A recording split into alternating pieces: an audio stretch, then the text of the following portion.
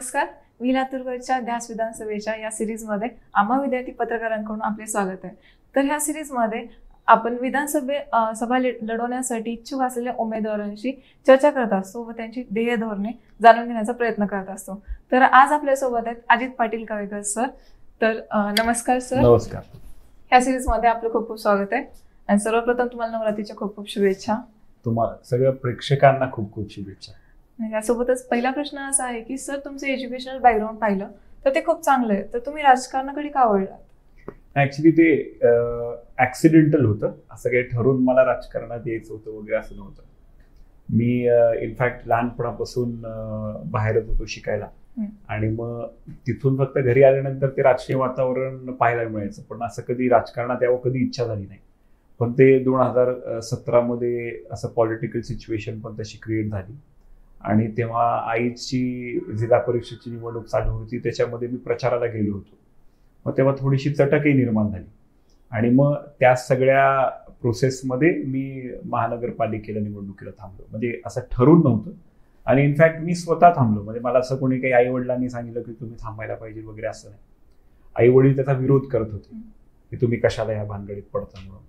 पण मीच मग बाहेर फिरायला लागलो, भेटी घ्यायला लागलो आणि मग पॉझिटिव्ह फीडबॅक त्यांच्यापर्यंत आला आणि मग ते म्हटले की ठीक आहे, तुला जर थांबायचं तर तुम्ही थांबा. असं उलट झालं. बऱ्याच जणांना वाटतं की कदाचित माझ्या आई वडिलांमुळे मी म्हणजे पॉलिटिक्समध्ये आला असेल, पण नाही, मीच ठरवलं होतं. मला आई वडिलांनी विरोध केला होता की तुम्ही येऊ नका म्हणून असं.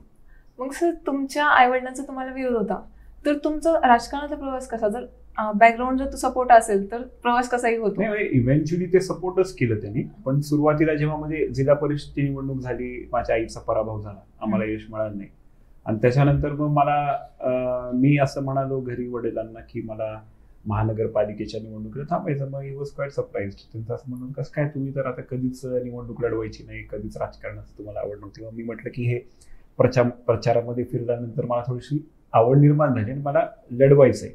मग तरी त्यांनी काही पॉझिटिव्ह काही म्हणाले नाही. मग मी ते माझ्या वॉर्डामध्ये प्रत्येकाच्या घरी जाऊन विचारणा केली कसं राहील काय नाही वगैरे. अशा भेटी घेत गेल्यानंतर त्यांच्याकडून वडिलांना फोन आले की थांबलं पाहिजे, बरं होईल, असं तसं. आणि नंतर मग इव्हेंच्युअली ही वॉज पॉझिटिव्ह. मग त्यांचा सपोर्ट सुरुवातीला नव्हता, पण नंतर मग त्यांचा सपोर्ट कायमच आहे. म्हणजे तुम्हाला पण एफर्ट्स घ्यावेच लागले राजकारणात? हो, घ्यावे लागले ना सुरुवात. आणि ते मीच सुरुवात केली. नाहीतर मी जर समजा घरी बसून जर मी आई वडिलांना विचारलं असतं की मी थांबू का नको, आणि त्यांचं उत्तर नाहीच होतं आणि मी जर तिथंच थांबलो असतो तर कदाचित मी निवडणुकीला थांबलोही नसतो, असं होतं. पण मी ते एफर्ट घेत नाही म्हणण्यापेक्षा मी ते बाहेर पडून आपण जाणून घ्यावं की लोक काय म्हणतात.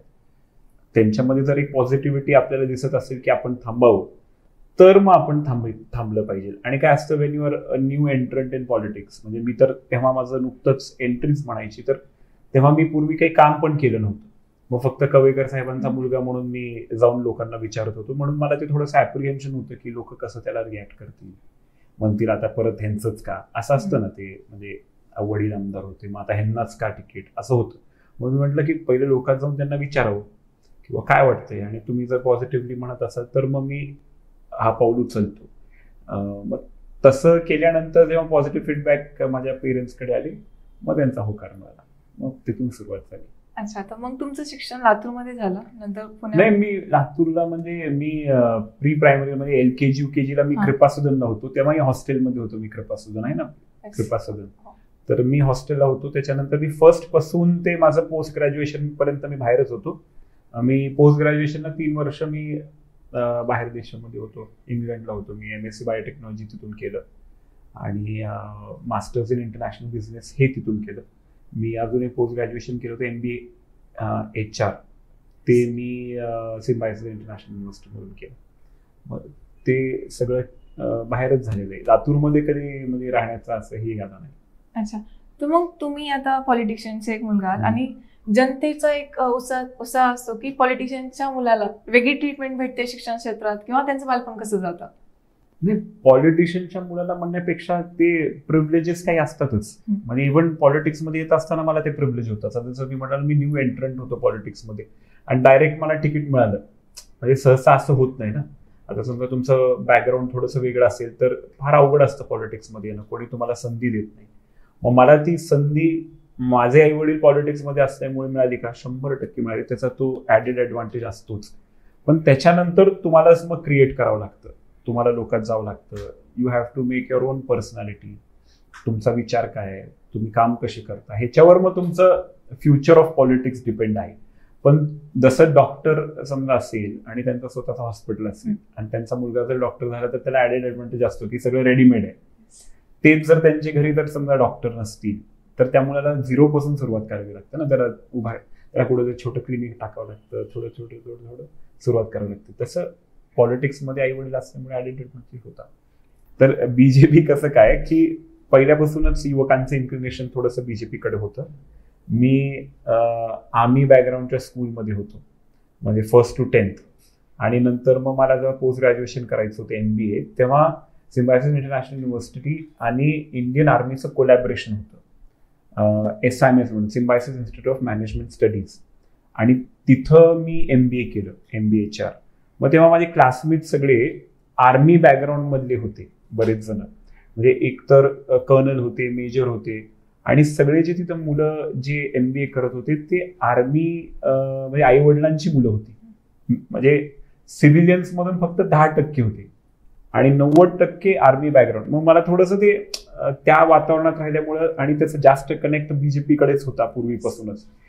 पेट्रिओटिझम विषय असेल किंवा राष्ट्रवाद हा विषय असेल, ह्याला थोडंसं बीजेपीशी कनेक्टेड होतं. आणि मला मोदीजींचं म्हणजे ओव्हरऑल लिडरशिप पूर्वीपासूनच आवडायची आणि म्हणून naturally I was more inclined towards BJP, म्हणून बीजेपी पासून सुरुवात केली.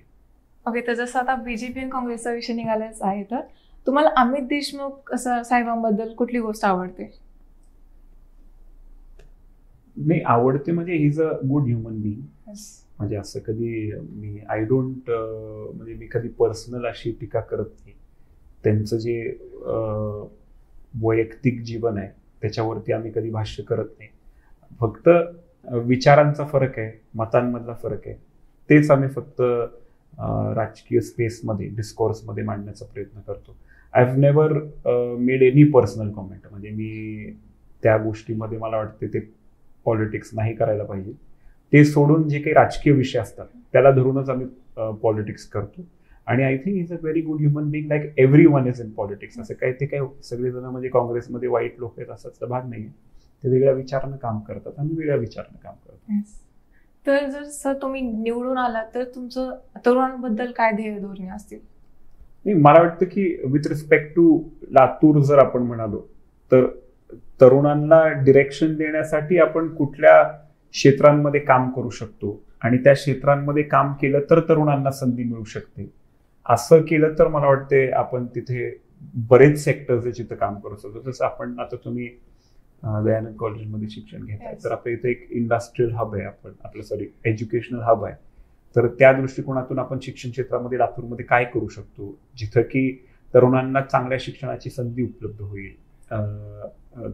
क्वालिटेटिव्ह एज्युकेशनमध्ये अजून आपण काय करू शकतो, जसं की फॉर एक्झाम्पल म्हणजे इंटरनॅशनल स्टँडर्ड्समध्ये जर आपण बघितलं की 2009-10 मध्ये जे म्हणजे जागतिक स्तरावरती सर्वे होतात त्याच्यामध्ये त्यांनी सर्वे केला होता की 14 ते 16 वयोगटातील मुलांचा, आणि जे काही अभ्यास आपण करतो त्याचं प्रॅक्टिकल ऍप्लिकेशन कुठल्या कुठल्या देशामध्ये चांगलं जमतं असं त्यांनी प्रश्न विचारले होते. तर आपण अक्षरशः शेवटच्या देशाच्या 1 रँक वरती होतो. आणि मला वाटतं आपल्यानंतर अझरबैजान वगैरे असा कुठला तरी देश होता. तर आपण इथं लातूर पॅटर्न बोलतोय, लातूर पॅटर्न किती फेमस आहे, किती वगैरे हे सगळ्या गोष्टी चर्चा करतो. पण क्वालिटेटिव्हली आपण एज्युकेशन क्षेत्रात अजून काय करता येईल ह्याच्या संदर्भात करू शकतो. दुसरी गोष्ट म्हणजे की आता आपल्याला इथं तरुणांना काय पाहिजे, रोजगार हवाय.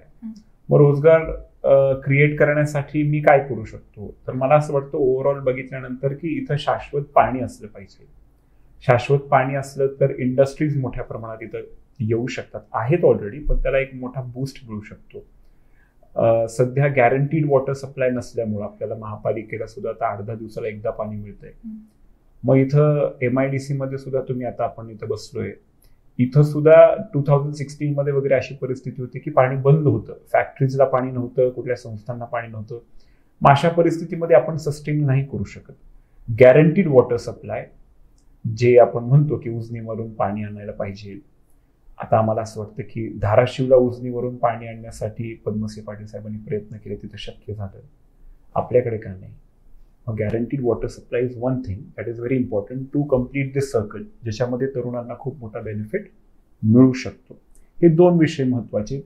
तिसरा विषय की जसं मी एज्युकेशन क्षेत्रामध्ये म्हणालो की स्किल डेव्हलपमेंट, जिथं आता आपण बघतोय की मुलं शिक्षण घेत आहेत, इंजिनियर्स होत आहेत, ग्रॅज्युएट्स होत आहेत, आणि ते बाहेर पडल्यानंतर त्यांची फंक्शनल लिटरसी हा प्रकार पाहतो. म्हणजे की यू आर अ ग्रॅज्युएट, समजा तुम्ही BSc केले, पण तुम्हाला BScचं प्रॅक्टिकल ऍप्लिकेशनच करता येत नाही.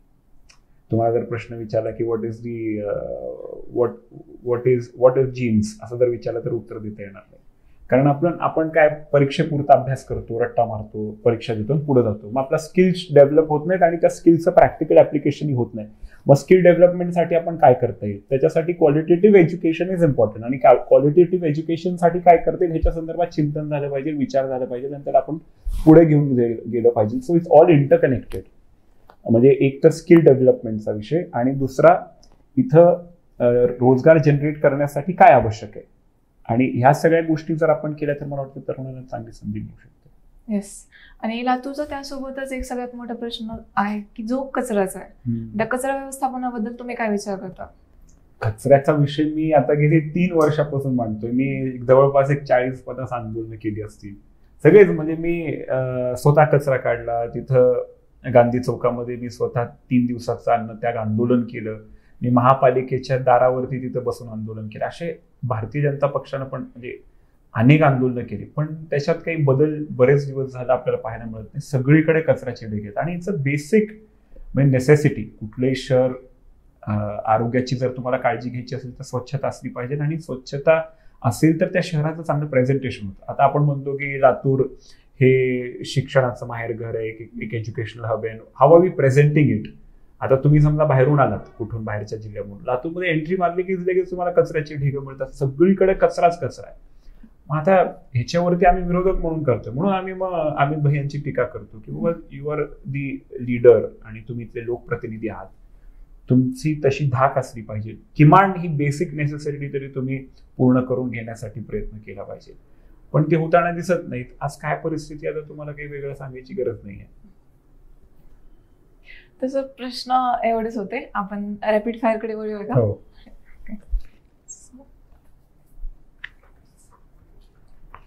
तर रॅपिड फायरचा पहिला प्रश्न, तुमच्या जवळचे नेते कोण? संभाजी पाटील निलंगेकर का अभिमन्यू पवार? नाही, जवळचा नेता असं हे शब्द वापरणं मला वाटतं चुकीचं आहे.